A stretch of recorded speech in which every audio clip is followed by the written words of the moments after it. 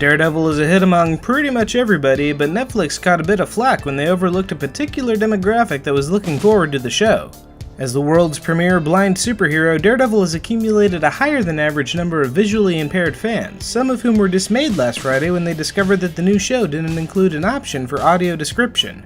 To Netflix's credit, they addressed the matter quickly and, by Tuesday, had announced that they will be expanding accessibility options for their shows, starting with Daredevil, so good on them!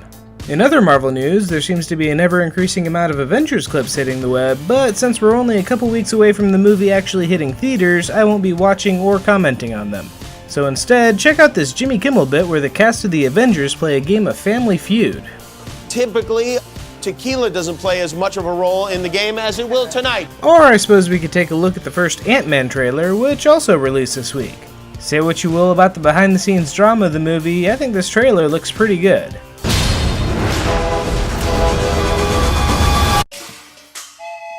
And speaking of creative differences, the 2017 Wonder Woman movie has gone through a bit of an upheaval. On Monday, it was announced that director Michelle McLaurin had walked away from the film, citing creative differences between her and Warner Bros. If rumors that McLaurin wanted to set the movie in the 1920s and give Wonder Woman a talking tiger's sidekick are true, I suspect creative differences may be an understatement.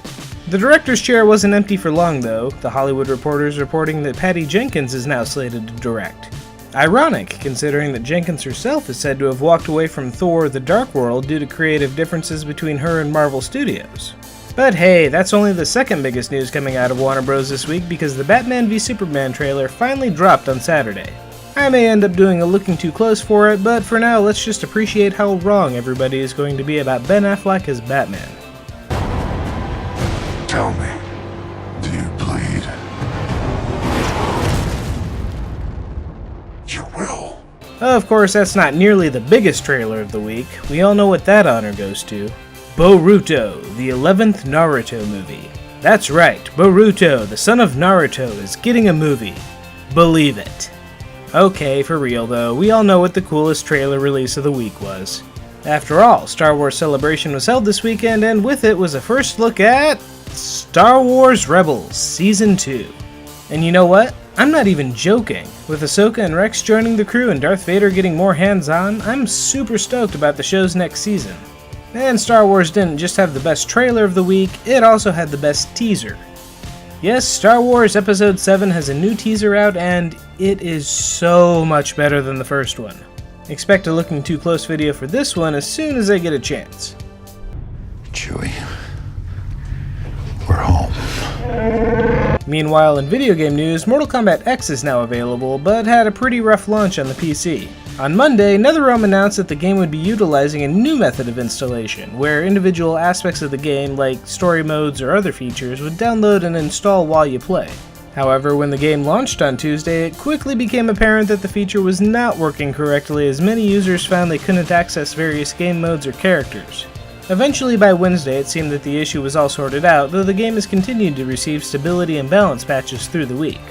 And speaking of patches, Mewtwo has arrived! The Super Smash Bros. 1.0.6 update was released this week, allowing access to Mewtwo, new costumes, and several balance changes, including a completely unnecessary nerf to Charizard's Flare Blitz. Whoever said, you know, Charizard really should hurt himself more anyway. The most interesting stuff in the patch though is the stuff that didn't change the game at all. Reddit user ShinyQuagsire23 dug around the 3DS version of the update and discovered victory themes for Fire Emblem's Roy, who previously appeared in Super Smash Bros. Melee. More interesting though was victory music for Street Fighter's Ryu.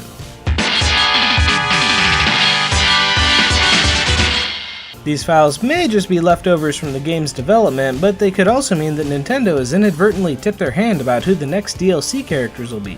And that brings us to this week's awesome video. There was a lot about superhero movies this week, but that doesn't mean there isn't fun to be found on television. The CW brought heroes and villains from Arrow and The Flash together for a fun promo video that I kinda wish was its own show. Awesome. And that's everything for this week, so what trailer has you the most hyped? Let me know in the comments down below. Be sure to like and subscribe, pass this video around to your friends, and have a great week.